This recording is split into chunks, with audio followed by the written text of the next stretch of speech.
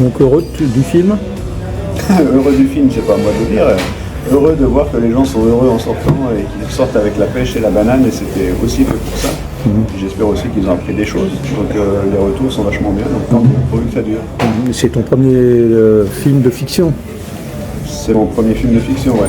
Il sort au ciné, j'avais fait juste un petit court-métrage il y a bien longtemps, mais c'était avec des lycéens sur 2 ans, donc là c'est vraiment le grand saut. Et alors la différence?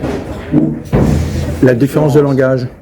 La différence, c'est surtout que, en fait, ça donne, il y a un gros avantage de la fiction, c'est que ça donne beaucoup plus de liberté. On peut inventer des histoires,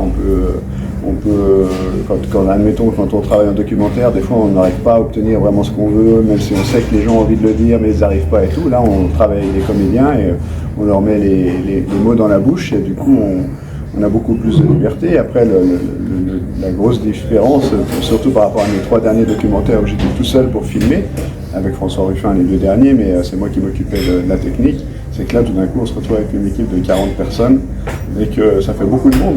Mais en même temps, c'est quand même des gens qui sont plutôt là à notre service, enfin en tout cas pour nous aider. Oui. Donc là, on se retrouve comme un patron. Là, on se retrouve comme un patron, ou en tout cas, comment te dire, un patron, mais qui n'a pas les cordons de la bourse dans sa poche, donc c'est pas moi qui gère le budget, donc c'est plutôt attends, ça va faire prétentieux si je dis ça. Si je dis chef d'orchestre, c'est un peu chiant, ça fait un peu prout.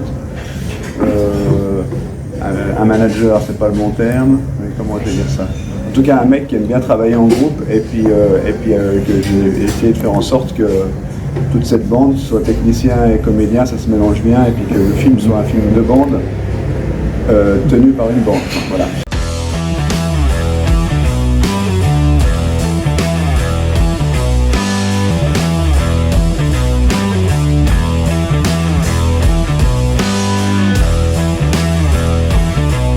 Berthier va être acheté par des charognards.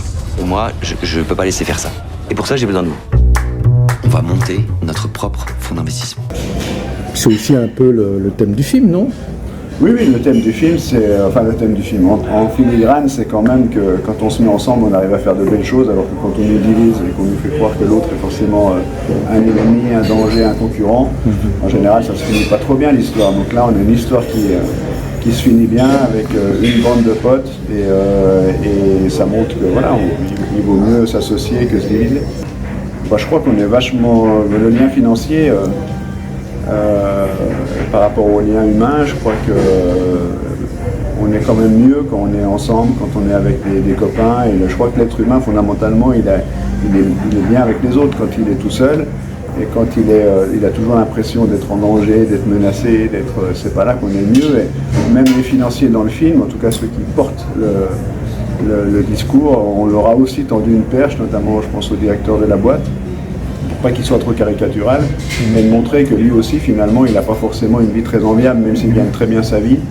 Il est toujours en train de marteler l'enclume, sous la pression des actionnaires, avec la haine des ouvriers, et donc en fait, ce genre de mercenaires qui sont envoyés dans les boîtes pendant 3-4 ans avant de les revendre, finalement, en tout cas, moi, leur vie me fait pas envie. Donc voilà, on a aussi essayé de tordre une perche à des gens qui pourraient être vus comme les méchants, uniquement les méchants dans ce film. Et tu en as rencontré lors des projections, des gens qui ont réussi à se confier? Alors déjà, on a rencontré le monde de la finance et des financiers pour écrire. Moi, je connaissais quand même bien ça parce que j'avais fait un documentaire là-dessus. Et puis, on a fait valider le scénario par des financiers qui exercent ce métier-là, les reprises par LBO. Et puis, on en a eu dans les salles, dans les avant-premières, qui ont confirmé que c'était vraiment ça, quoi. Donc, c'était aussi un des aspects sur lesquels on voulait appuyer, c'est qu'on soit hyper réaliste, quoi. C'est que dans ce film-là, même si c'est emballé par de la comédie, même si on rigole, même si on pleure parfois sur l'histoire de filiation et tout ça, eh bien, il y a tout ce qui est raconté dans le film est validé et certifié. Voilà. Apollo est prêt à signer pour 60 millions. C'est super. Apollo, c'est les pires, non?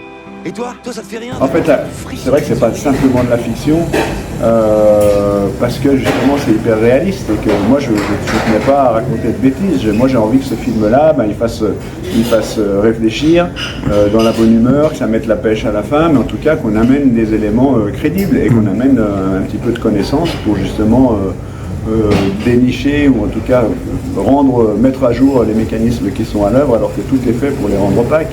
Donc voilà, et puis c'est peut-être aussi le fait de venir du documentaire. J'aime bien amener de l'information. Par contre, l'enjeu sur une fiction, c'est de faire du cinéma et qu'on n'amène pas l'information de façon lourde, chiante, avec des tirades syndicales ou politiques ou je sais pas quoi. Là, à aucun moment, il y a du discours dans ce film-là. On est dans la vraie vie, les plus beaux compliments qu'on a eus, notamment dans la vallée où le film a été tourné, et encore ça continue maintenant, c'est que ouf, ça fait du bien. On ressort reboosté, ce sont des vrais gens qu'on voit à l'écran, ça c'est notre vie, ça c'est la vie, ça c'est nous, et ça c'est le plus beau compliment qu'on puisse nous faire.